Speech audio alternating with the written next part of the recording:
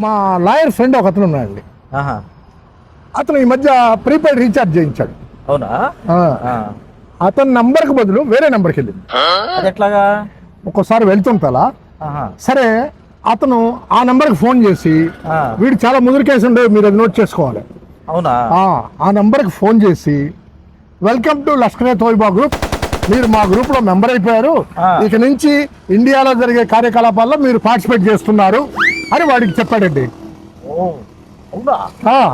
వాడికి చెవట్లు పట్టిపోయినాయి. ఇదేంట్రా దేవుడా, ఏమైపోతుంది, నేను ఎవరు రీఛార్జ్ చేశారు, లష్కర్-ఏ-తోయిబా గ్రూప్ అంటున్నారు, అది మామూలు విషయం కాదు కదా. అతను వెంటనే వీడికి కాల్ బ్యాక్ చేశాడు. ఏమని? సార్, ఈ గ్రూప్ లో నుంచి నేను తప్పుకోవాలంటే ఏం చేయాలి అని. వీడు సింపుల్ గా ఒకటే చెప్పాడు. ఏం చెప్పాడు? వెంటనే నీ రీఛార్జ్ నాకు రీఛార్జ్ ఈ నంబర్కి రీఛార్జ్ చేసేయమన్నాడు.